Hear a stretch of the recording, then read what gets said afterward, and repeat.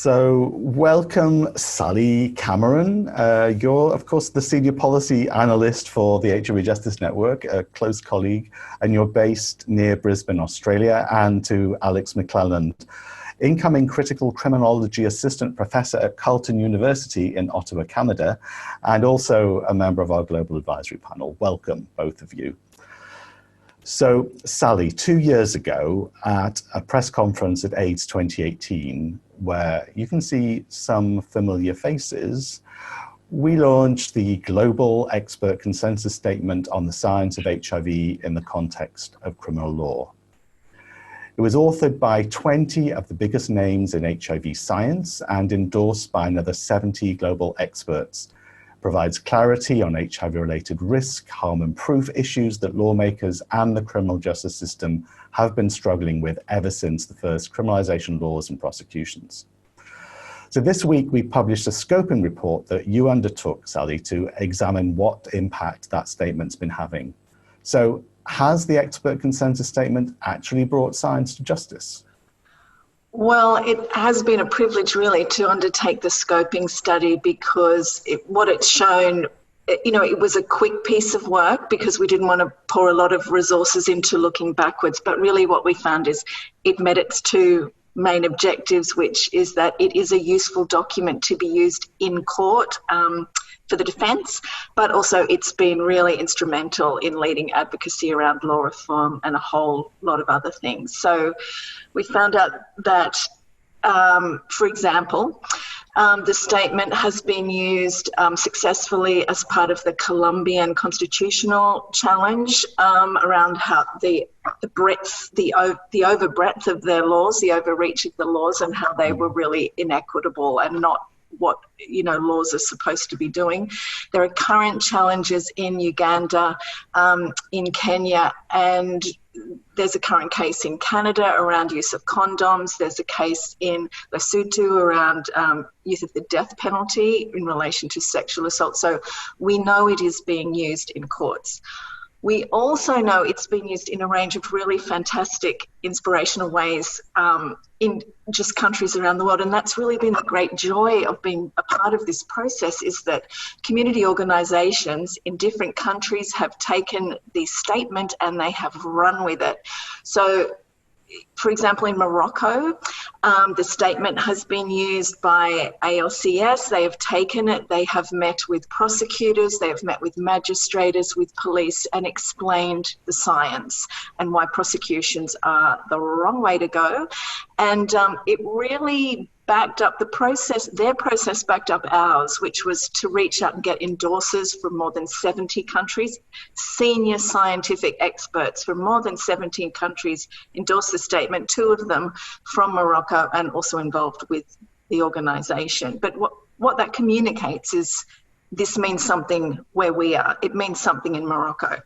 Sveta and Sasha talked about the great changes that have started in Belarus, where it was really important as part of the law reform there, which, was about stopping prosecutions of an HIV positive person in a relationship, possibly married, where both partners agreed to sexual relations, possibly using whatever kind of prevention that, they thought was best for them.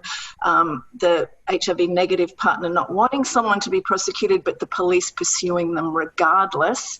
And I think the great thing about that situation is the retrospectivity around it, that there's now a review of people, and people are being released from jail to go back to their family, including often their children.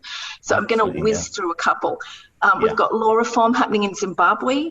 In the Czech Republic, they had it translated themselves, took it to public health, who've endorsed it. In Canada, as I said, there's been a whole lot of progress around recommendation for prosecutorial guidelines and recommendations from a parliamentary committee that there be no prosecutions without transmission. And just lastly, I wanted to mention in Burkina Faso, where it's really been used to engage with religious and customary leaders who wanted to know what the evidence is. And really the argument, there is no the science doesn't support prosecution, and that, you know, there's no evidence these laws are effective, have helped bring them into the community mobilisation strategy for law reform. So yeah, scoping was great. Really enjoyed the exercise. Absolutely. Yeah, I mean, it really is incredible. I mean, and you know, so much kudos to you, Sally, for being the wind beneath the wings of the original, of helping the 20 expert authors pull the statement together. But this figuring out what impact it's had over the last couple of years is really remarkable. Thank you for that.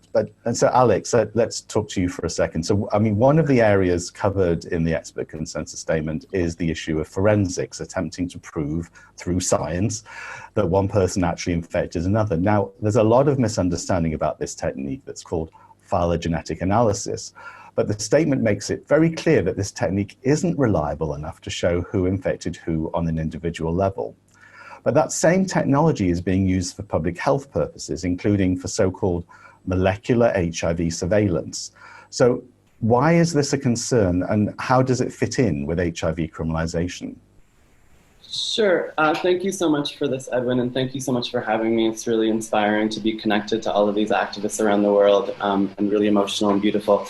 Molecular HIV surveillance is a concern because it has been developed and being deployed in countries that are leading in HIV criminalization around the world. So specifically in Canada and in the US, it's been developed as a public health surveillance mechanism, and it's being done without consent, without patient consent. So it's done during routine testing. They take our blood. I'm living with HIV. They take your blood during routine testing for resistance, and then they use that as a secondary purpose for HIV public health surveillance. And they can do advanced things in a laboratory, which we don't have time to get into here about the science of it. But basically, they can establish in pretty much real time where higher rates of infections are happening or new transmissions are taking place. And this is being used now around the world for HIV research. There's a study in Milan, there's some in South Africa, but it's also being instituted into the public health programs or public health infrastructure in certain countries, specifically the US and in parts of Canada. And one of the concerning things is that while researchers are saying, or specifically in the consensus statement, we're saying that phylogenetic analysis should not be used to prove directionality of transmission.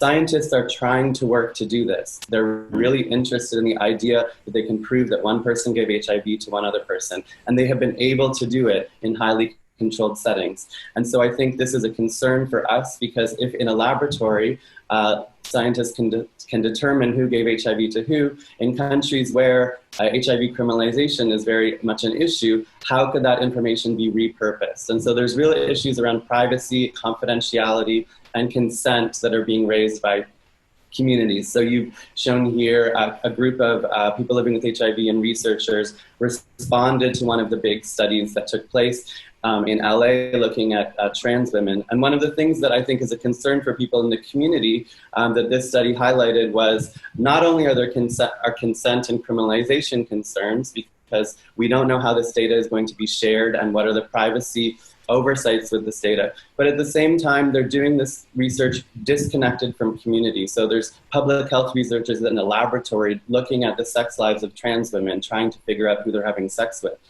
And one of the number one concerns, or one of the things that we raised in this response into the Lancet, was if you actually spoke with trans women and actually engaged with trans women, you wouldn't need to do this study, because one of the main findings from that study was, shocker, trans women have sex with straight men, which if you know any trans women, you know that's probably the case, as well as other people.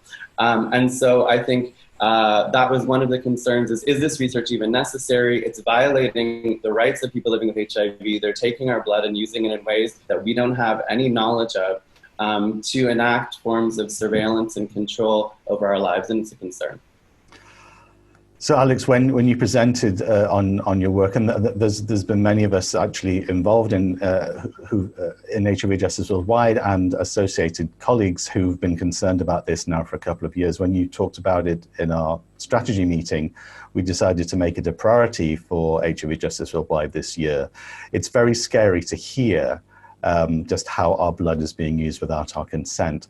So I'd like to ask both of you, though, how do we, as community advocates, better engage with, build bridges with those who are working in public health and in science, those scientists who want to improve phylogenetics so it's foolproof. How do we do that? How do we bring justice to science?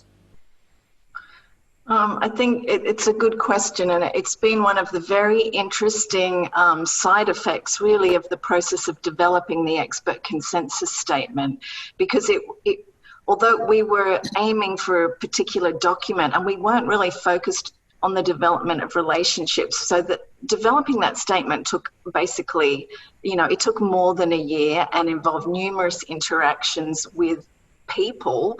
And so I don't know, in the building of those relationships, I guess, and the conversations we had was the development of some trust. I must say, though, I think back to the initial conversations and how absolutely incredulous most of those scientists were when we gave them the basics of HIV criminalization, who was being prosecuted and why, because they just thought the whole thing was extraordinary and couldn't believe that it was actually going on. So in those conversations, since those conversations, I think we've had some great outcomes. One of them is you can pick up a phone or send an email to someone and get a quick response. That is invaluable, the breaking down of those silos. But another crucial consequence of it has really been the involvement of those scientists in our advocacy, writing affidavits for court cases and appearing as expert witnesses, co-authoring. So, it was incredible having an article in the New York Times co-authored by one of the experts, former head of the IAS, and also Robert Suttle, who is a criminalization survivor, reaching out, in an esteemed publication to a very a broader audience than we would normally be reaching. But I think the work that that was done in the Czech Republic is also very interesting, because the community organization took the statement, organized for its translation with a clinician, took it to all the regional Czech HIV centers and got increased understanding and endorsement, took it to the Public Health Agency, got their sign-on. They have put it on their website, and they've now been able to start pursuing the development of recommendations basically from government to stop these prosecutions when the science doesn't support it. So I'm well aware, as we're talking about this, that obviously it's not all about science. It's about stigma. It's about all those things. But we know a huge number of prosecutions would not proceed if it was only in cases where HIV transmission had or even could occur. So I'll put that caveat in. But I think the work that has been done by some agencies to try to bridge that divide across the silos has been really impressive. Thanks, Sally. I'm sorry, I'm afraid Alex, I'd love to hear what your response to the answer to question would be, but we've actually run out of time, but I'm hoping that someone's going to ask you about that in the Q&A, because we're going to see you very soon for that. So for now, thank you to Sally and Alex, and here's some applause for you.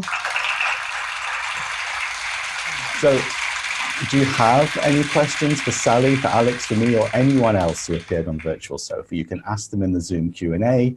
If you're watching live on Facebook, you can comment under the live stream.